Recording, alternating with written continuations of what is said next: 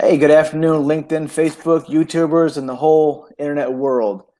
Uh, I'm Matt Quick. I'm here with HireMilitary, and we're talking today with Lex Brown from TechQual. He's director of recruiting for TechQual. He's also a Air Force veteran. So, hey, Lex, we appreciate your service, and now we appreciate your service on the outside, helping our veterans out. So let's Hey, just not get a into it. problem. Good deal. So let's get into it. Can you briefly tell us what, if they haven't heard about it already, what is Tech Qual and how can people get involved? Yeah, absolutely. Just double checking. Can you hear me okay? I got you. We're All good right, now. A little awesome. technical difficulty. We're good. Cool. So what TechQual is we're a specialty training and development program. Not only that, we're a placement program as well. So it's not just about getting brand new skills for veterans, but it's also about finding lucrative merit-based earning opportunities for veterans as well, strictly within the technology industry. We have two different career tracks, one being account executive, the other one being pre-sales engineering. Really, the two work in tandem in the sales cycle.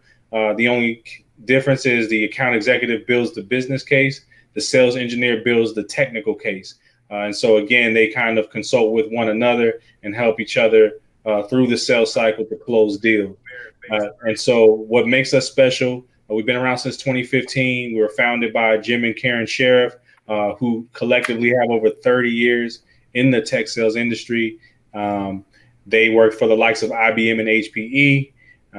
And we've successfully placed over 250 military veterans into jobs with corporate partners like Nutanix, Red Hat, Converge One, Checkpoint, just to name a few. And we're constantly pulling in new partners as well. So the leadership is definitely experienced.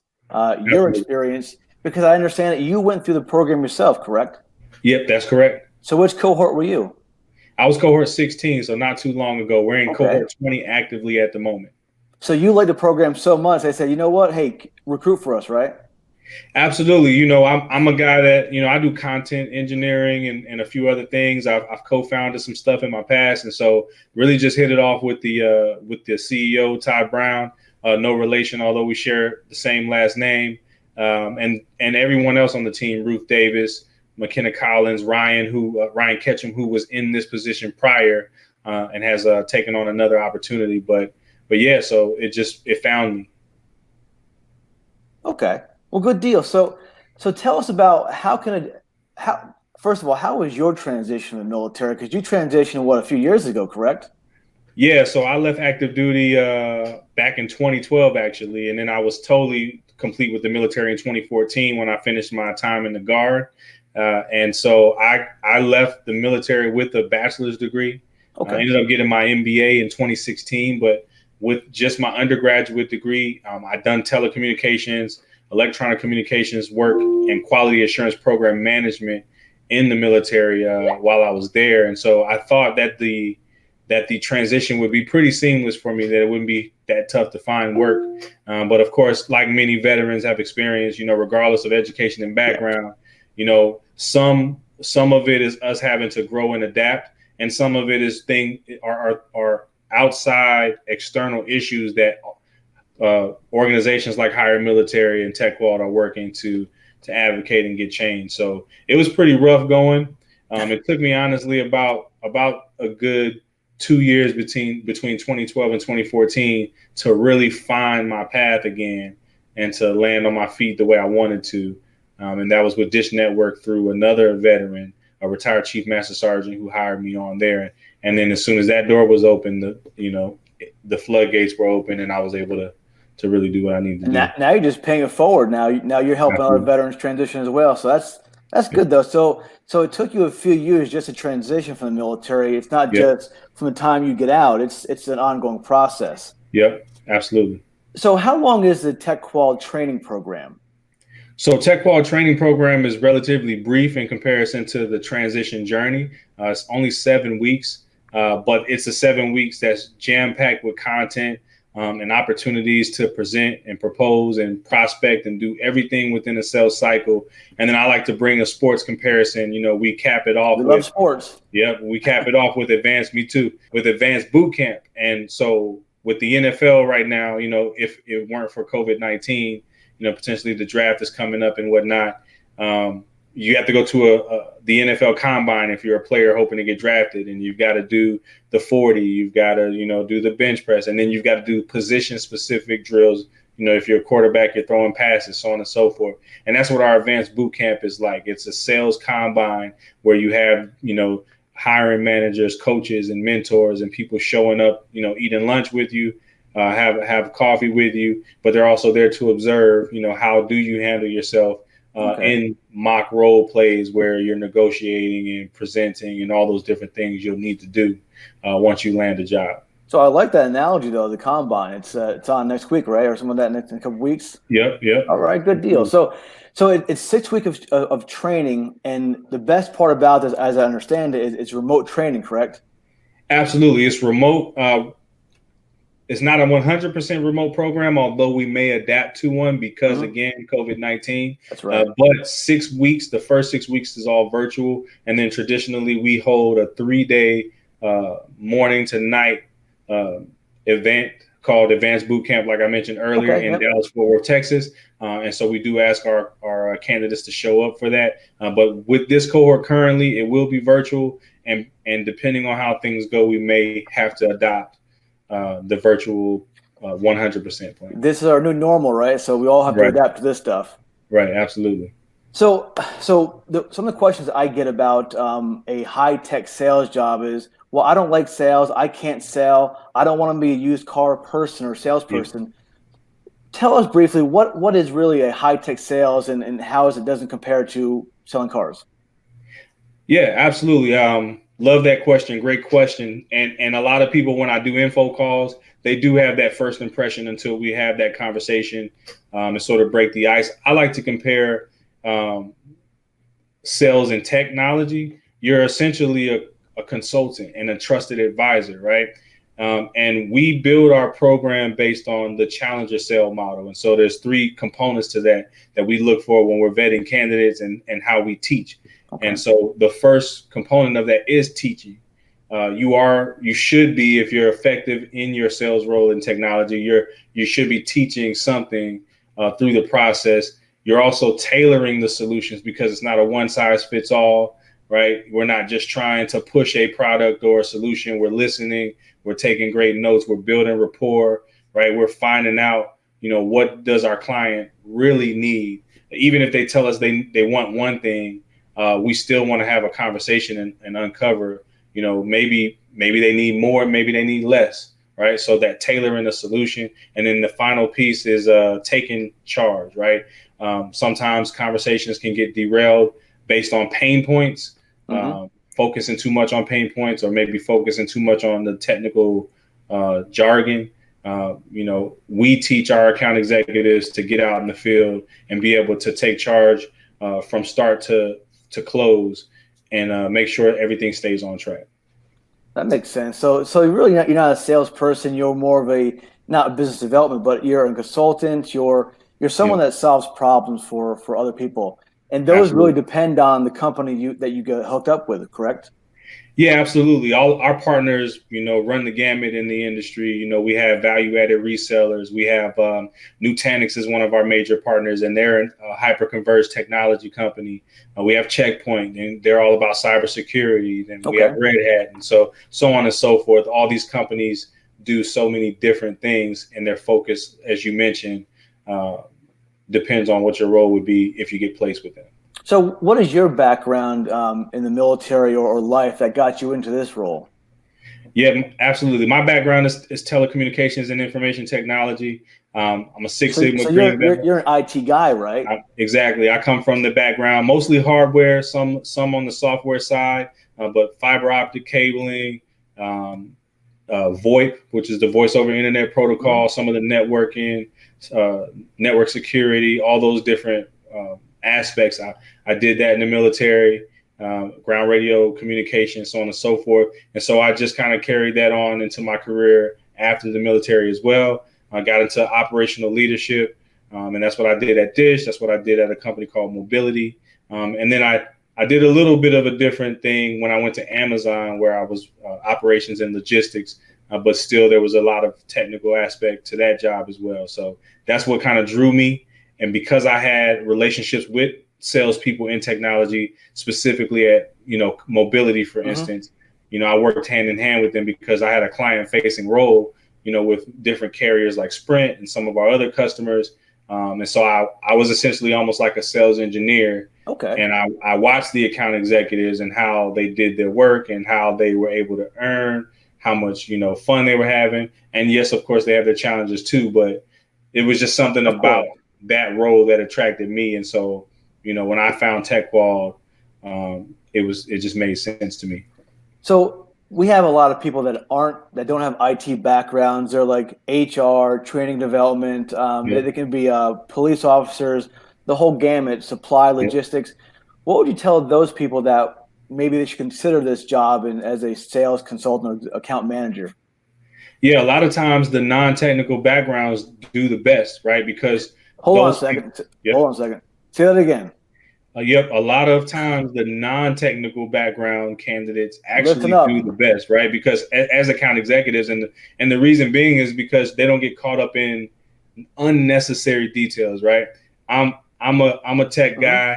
I started my military career turning wrenches, fixing on things, troubleshooting, right? So I could get down to the component level of some things, and so I had to unlearn some of that behavior and mind frame, as I got into operational leadership and now, of course, sales and recruiting, because not everybody needs to hear all those details, right? That stuff is for when you're developing a product, when you're troubleshooting, when you're managing your services, all that, right? So the most effective account executives typically focus on the business case, the big picture, right? And they only get into the details that are required to make a solution make sense and be tailored to their client. Okay.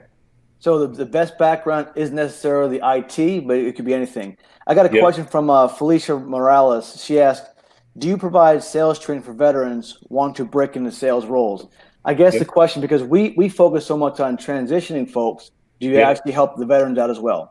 Yeah, absolutely. And that's what we focus on, that 100%. It's all about the tech training. And just to kind of give a broad overview of what we touch on, we touch on the IT industry as a whole. We talk about networking concepts. And when I say networking, I'm talking, IPv6,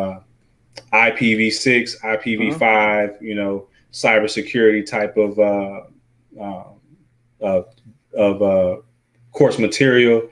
We talk about Internet of Things, which is IoT, data centers, cloud computing, managed services. We touch on a little bit of everything so that even if you've never, studied this stuff before, if you don't come from this background, you'll get a healthy dose of it all so that you have a comprehension for whatever company that you end up landing a role with.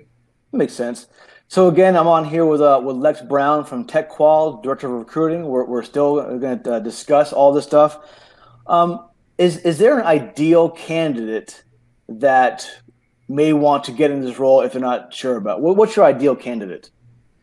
Yeah, absolutely. So our ideal candidate, a lot of it is intangibles that we have to look for through our vetting process, right? But I'll go back to that challenger sale model. We're looking for people who are comfortable and capable of teaching, tailoring, and taking charge.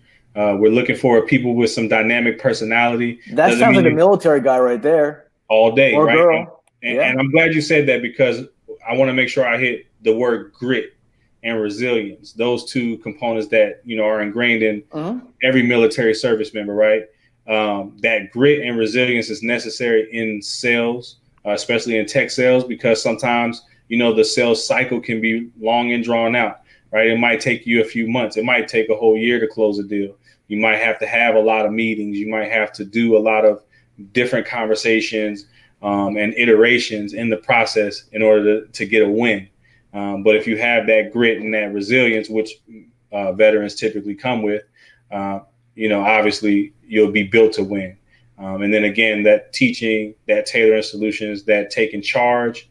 And that doesn't mean being rude about it. That doesn't mean being, it means being able to be assertive enough. And I know, but just kind of clarifying for people, like we're not pushy, salesy people, right? It's all about giving an example. If you have a price point as your company, you're providing quality and value, and you're having a conversation with a client, and they just want the cheapest thing they can find. Well, it's the account executive's job to find the balance in that conversation and express why the price is what it is and why it's worthwhile for a client to pay what they need to pay and what that looks like over time. This will save you this amount of money over 5-year period and things of that nature. So just grasping that business case. So we need people who understand business case. Okay. And that's why we have, certain readings set out for our candidates and whatnot. And then last but not least, just communicators, right? People who enjoy having a conversation, whether it's over the phone, via email, because there's going to be a lot of talks, right? Face to face, over the phone, via email, social media, all that good stuff.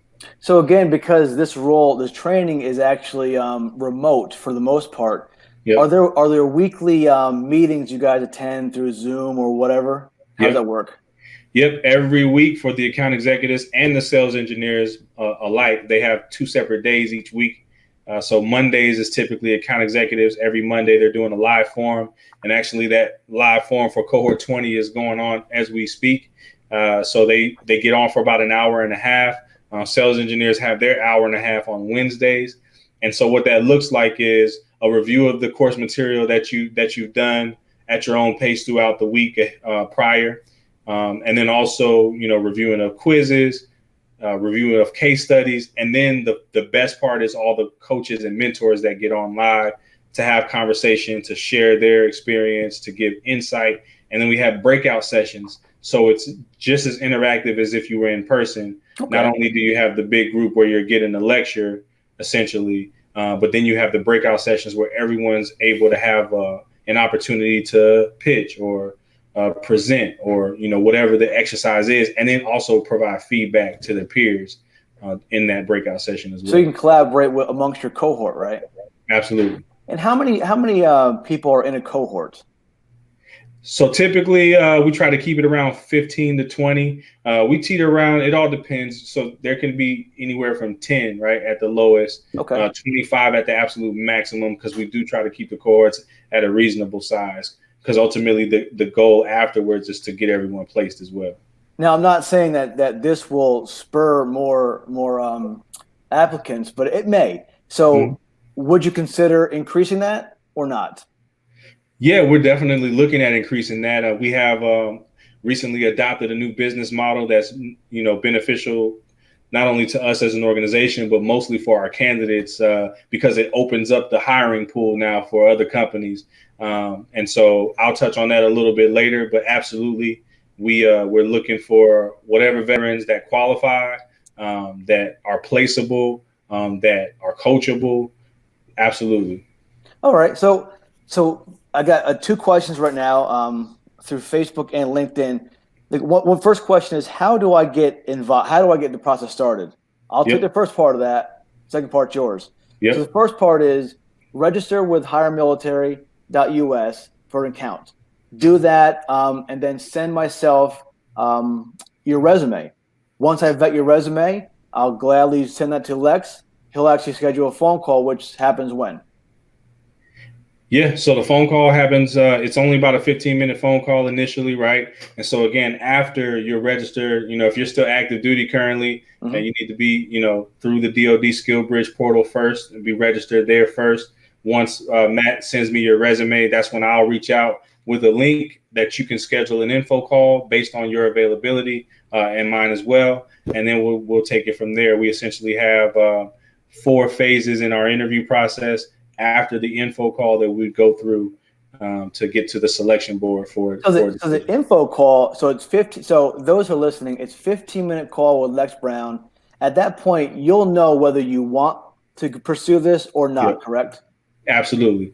Yeah. So it's designed, the info call. Yes, I'm going to give you the spiel of TechQuad and, our origin and everything about our program. Right. But it's also 2-way conversation. I'm asking questions, what did you do in the military? What are your goals outside the military? That type of stuff. Okay. Just getting the feel for, is this going to be something for you? Does it fit your goals? Does it fit your vision for yourself post-military?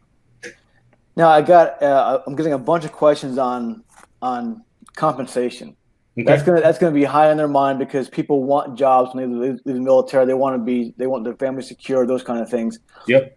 What kind of compensation can someone reasonably expect to have during their first year or first 3 years? Yep.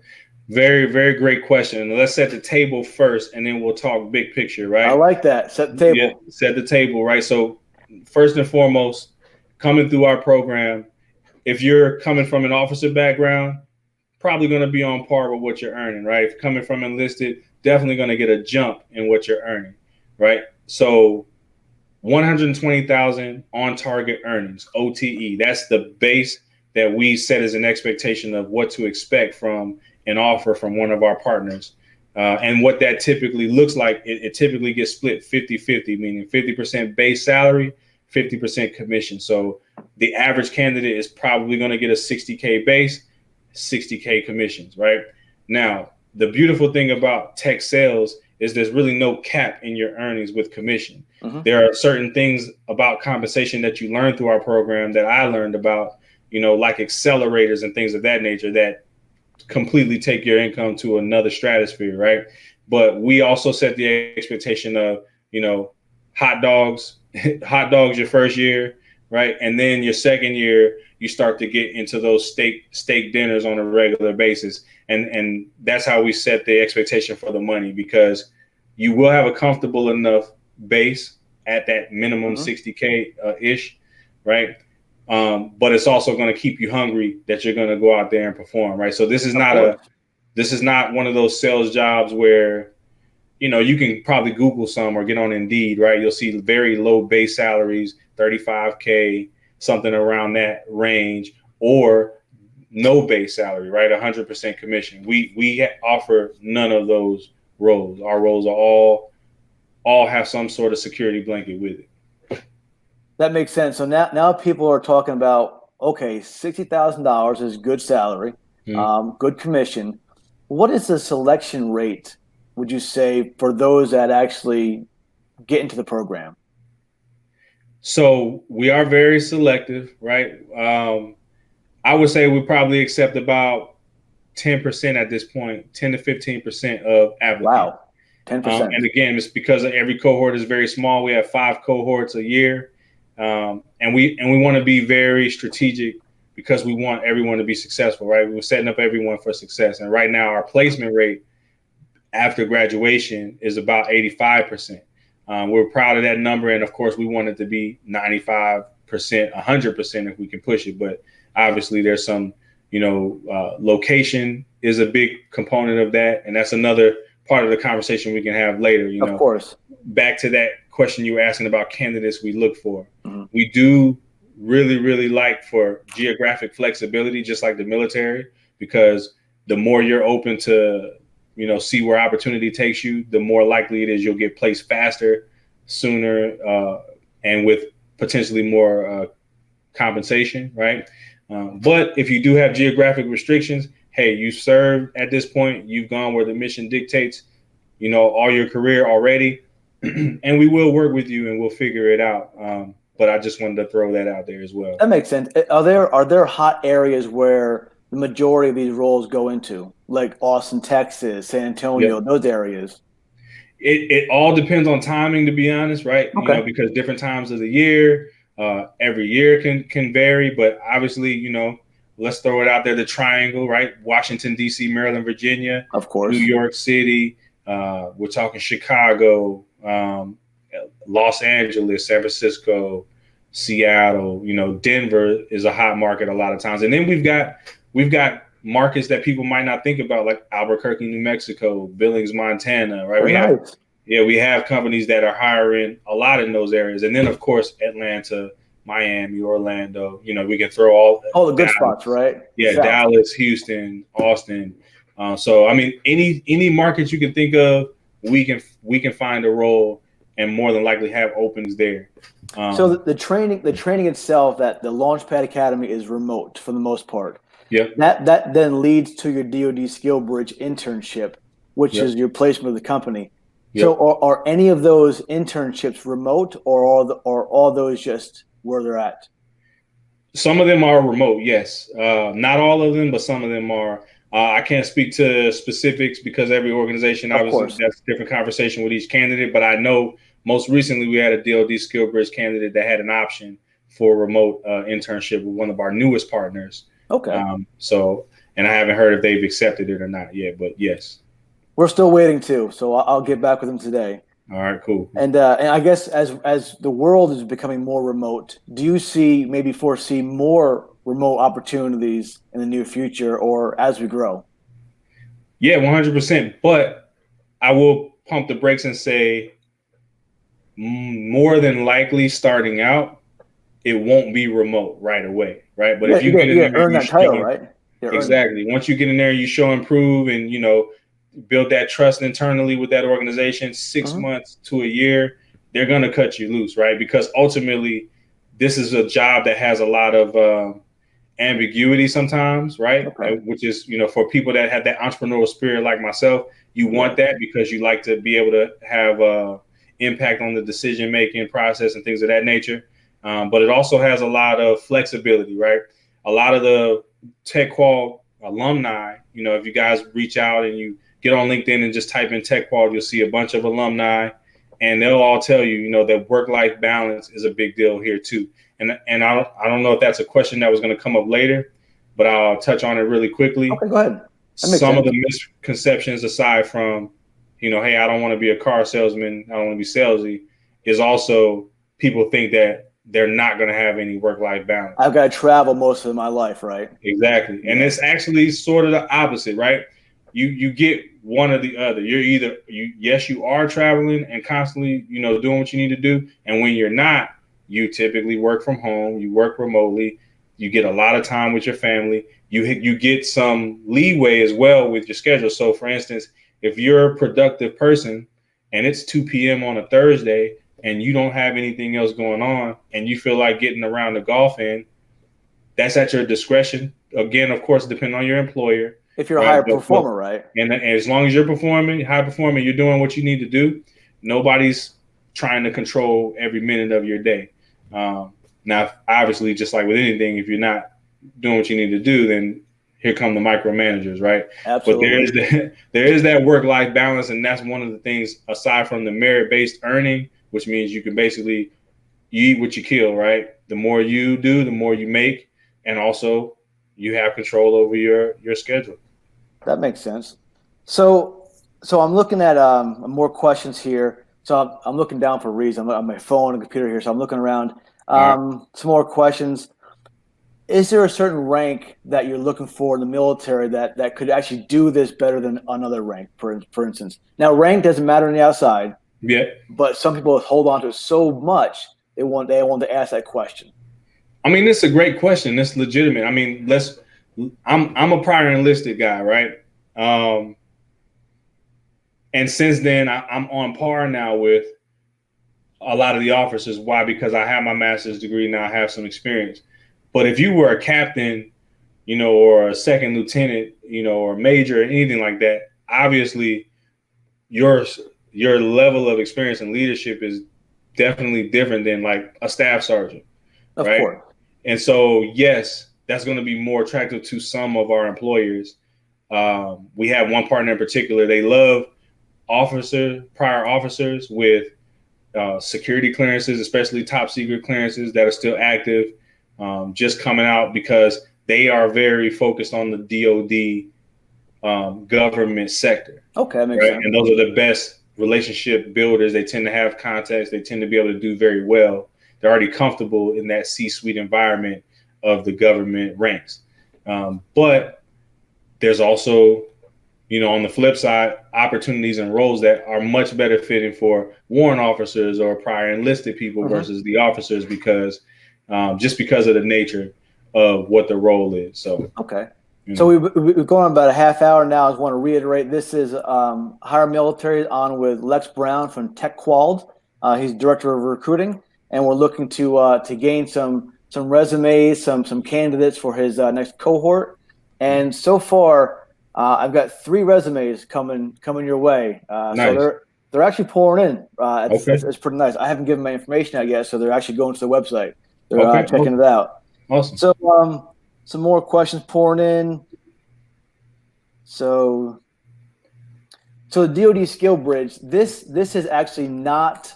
You don't have to be within your 6-month window of DoD skill bridge internship to do this. This can be any time before that, which leads then to your DoD skill bridge or career skills program internship during your final 6 months of your military career. That's what's good about it. So we can have people that do your training, go through the launch pad, and don't get selected for an internship, but they can still go use those skills. And I wouldn't recommend this, but they can use those skills into a new internship. So you're not guaranteeing an internship per se, but you guarantee the great valuable training, correct?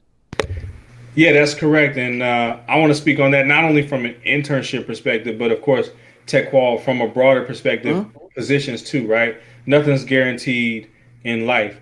But I can tell you, going through my cohort, cohort 16, some of my cohort members, they didn't get placed right away within, I would say the first 60 days after our graduation. But tech qual was able to prepare them and then also firsthand assist them with negotiating their compensation packages and getting in the door at places like Amazon Web Services, right? I've got a cohort member at AWS. I knew he would find a great position because, the guy's a rock star, right? But he's also, he could be seen as not as experienced as some people because he's a young guy, right?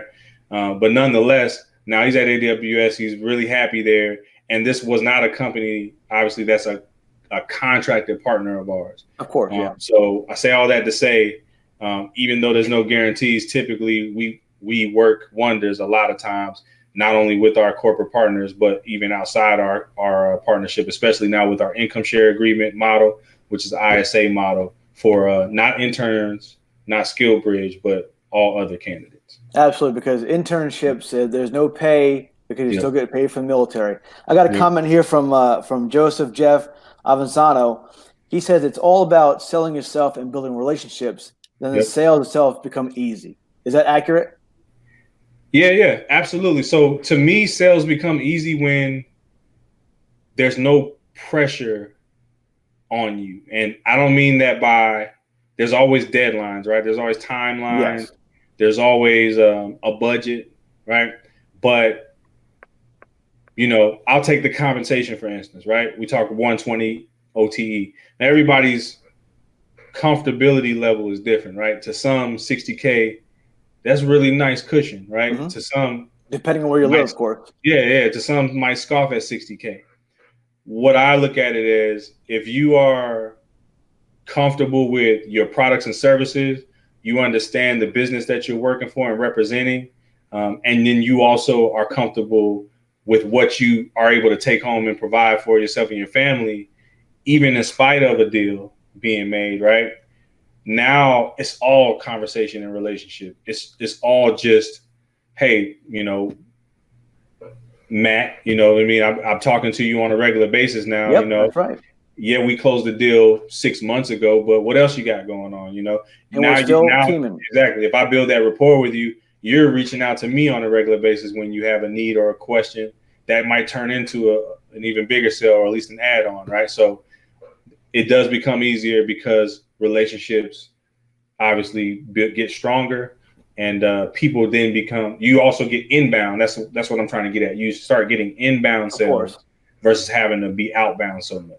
It's just like as you transition from the military, resumes are important, but networking is so much more valuable to your next move. I've got another comment here, another question from Jamie Scholes. He's a logistics readiness officer. He says, how far out from retirement should we start submitting resumes? As soon as you're within 12 months, go to HireMilitary.us, register on there, send me your resume. I'll get it vetted as quickly as I can, normally within the day. And Lex Brown will have that, schedule a phone conversation, and you'll know more about it. All right. Yep. Looking through these questions here. I'm not a fast reader, apparently. All good, brother. All good. Got some great content going here. I really appreciate being here. This is good. It's helpful because as the remote roles. So DoD, I'm not sure if they shut down, but the travel yet for internships, but remote roles will definitely keep going on strong because they're so valuable. It's what the world is at right now, what they're going to, and we'll keep it going. Okay. So what else should you add? Let me see here. So again, this is TechQual, Lex Brown, and we'll keep on going here. And it says, got another question here. Do you do part-time for those that want to work while still serving? So that's from Carlos Pagoda from Europe. So unfortunately, go ahead, answer the question. No, I was going to say that's a great question. Honestly, if you look at it, the program is a bit part-time for you. I don't know if you mean as afterwards, after you complete the training, but our training is about 15 to 20 hours of commitment each week. If you want to be successful in the program, obviously, 25, 30 hours a week, that puts you over the hump and really prepare you for something. But 15, 20 hours, that's about part-time to get the program completed. And the only caveat to that is because it's not all self-paced, you do need availability for the live forums every Monday or Wednesday, depending on which career track you take through TechQual. Now, considering there may be 24 time zones in the world, and the military is usually in 13 of those or so. Yep. Would you take into account those overseas candidates maybe not being able to show up, or maybe it's 2:00 in the morning in some areas? How's that work? Yeah, we still absolutely. We have guys that are still deployed, or I had a guy that just came back from Germany. He just PCS and separated from the military. So we do deal with people in different time zones, but the expectation is still the same, only because you'll miss out on the quality and the value of the program if you're not able to show up to those live forums. Like those are very important and very key because it gives you a chance to sharpen consistently throughout the program until you complete it. So your advice would be, if it's 2:00 in the morning, your local time, take a nap and get on there, right? Exactly. That makes sense. Yep. I got a question from Rosette Land. She's been retired now for almost a year and hasn't worked, but she's a CW3. Would you tell Rosette to apply today? Absolutely. Start the conversation, Rosette. Lex is waiting for you. Yep. Again, I guess remote is such a big thing here. A clearance question. Are clearances required for this program, or are they good or helpful? Clearances are not required, but clearances are also like gold, though. I mean, obviously, the clearance, it will help you tremendously in some regards, but again, it's not required. It's not always something that an employer is looking for. But TS, top secret SCI, even just a secret clearance is very helpful if you do have it. Absolutely. I got another question from Arthur Hawkins. If you're already separated, can you still apply? Again, yes. If you're a veteran. Another question is, let me see here. There's a few spouses on here, military spouses, and I'm a big champion of military spouses. Yep. Can they apply for the program, the Launchpad Academy? So we actually have a sister academy called MilSpo. And so unfortunately, no, not through TechQual, because it's very hyper focused on veterans. But if you are a military spouse, we have a program for you, and it's called MilSpo, MILSPO, and just Google that. And Karen Sheriff heads that up. She's obviously co-founder of TechQual, and so you won't be missing out on any content or training. You'll ultimately get the same. And that program prepares military spouses for BDR and SDR roles, which is business development, sales development roles. Okay, that makes sense. So I'll get the link from Lex, and I'll post it on the HireMilitary site after this. Yep. I think we have one more question. How do you feel? How do you feel the software industry is going in the next few months? Uptick, downtick, stay the same? There'll be an uptick, right? I mean, everything's on pause right now, right? We have some partners that are undeterred by what's happening, and they're going to continue to hire and stick to their plan. But that's honestly a small sampling size compared to the rest of our partners who are pumping the brakes and pausing their hiring and trying to wait and see, like most businesses will do, right? To see how it's gonna impact their bottom line. But ultimately, when we clear, this COVID-19 window and we see kind of how society, will get back on track here, software is not slowing down, right? Especially as we get into all the buzzwords people hear out there, 5G, IoT, right? Facilities, automation, everything's connected. So you also need software, and apps count as software, right? To run all of these programs, to run all these things. Alexa, for instance, and I know now she thinks I'm talking to her. Alexa. Better pay attention to her. Right. So you need software is going to continue to just grow and expand. Okay. A question from Michael Edwards. Are there overseas roles, let's say for, are there overseas roles or partner companies that you have for TechQual? You can get into an overseas role. Yes, we focus on domestic hiring, but we have companies like Checkpoint. They have roles in Israel and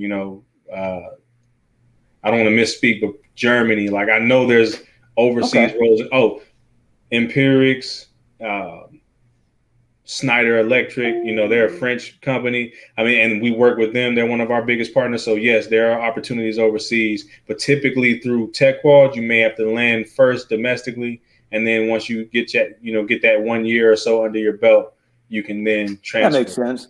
Juan asked, are there any roles in Quantico or DC area? Absolutely, Juan. There's plenty there. Yep. Definitely. All right. So if you have, we'll hang on for another few minutes for questions, but I want to really thank you, Lex, for getting out here today. No problem. Thank you. Educating us on TechQual. Those that want to get involved, please go to HireMilitary.us site, register, send me a resume. You have a quick phone call with Lex to see if you want to do the program or not. Just have the conversation. So if you want to finish with since we handle a lot of military transition, that's our biggest, customer. Give us one or two tips that you think a military transition how to be successful in transition. Okay, two things. Start early, right? It doesn't matter if you do TechQual or you come out here and you look for a job on your own, to become a project manager, or you do some other program, right? Hiring takes a lot of time nowadays. Expect 3 to 6 months. 3 to 6 months. Wow. That's an average to actually land an offer. Expect multiple rounds of interviewing. As annoying as it can be sometimes, 5 to 7 rounds of interviews sometimes. So some companies are very expedient with their hiring. It might only take 45 to 60 days. That's the fast tracking companies there, but typically expect that 3 to 6 month window. So if you do come out or you've already separated and you're getting a little bit of anxiety, it's been a couple of months and you haven't found something yet, keep your head up and just stay consistent and be resilient, because it's not you, it's the way things work. Every company wants to find that perfect candidate, and they really want you there for the long term. And so that's why they take so long. So start early and be consistent. And last thing would be prepared to adjust your expectations, right? We've all, we have the accomplishments that we accomplished in the uniform. We had maybe earned a certain rank, and even though it's still important and it still should be respected, just know that you may have to take a step back or so in order to get your foot in the door somewhere, and then reprove yourself all over again to kind of get where you want to go. Just have that expectation. And that's okay, right? And that's okay. Yep. Absolutely. Good deal. So I'll post a link. We'll post more information on the HireMilitary site today about this conversation. I'll go through, answer some questions individually. Again, Lex, this has been a great thing. Again, this is Lex Brown from TechQual. They're offering remote training opportunities for transitioning service members and veterans. So any questions, reach out to us, and let's keep the conversation started, or keep it going. Cool. Any last word, Lex? Hey, man, I very much appreciate working with you on a regular basis. Thank you for inviting me to this live forum here. It's definitely I consider this a job that I can't believe I get paid for. I'm really appreciative of it, because this is a lot of stuff that I've done for free in the past, helping with resumes and things like that. Other veterans have helped me in my career grow since leaving the military, and I just like to pay it forward. So Absolutely. Well, I appreciate it, Lex, and we'll hang on here for a couple more minutes and just look at each other weirdly until the screen goes away, and we're just fine. So all right. again, maybe we'll do this in the future. Yep. All right, Lex, I appreciate it. No problem, brother. Take care. You too. All right. Got any other questions coming through, I guess? They're coming through a lot right now. Awesome. Yeah, I'll spend the whole night going through questions now and talking to everybody. Got you. But we'll get more information out there for you, especially, and TechQual is a great thing. So cool. Thank you, brother. Well, if you're cool with it, man, I am going to jump on our live forum that we have going on right now. All right, man. Well, I appreciate your time, Lex. No problem, brother. Hey, you have a great day. You too. All right. All right.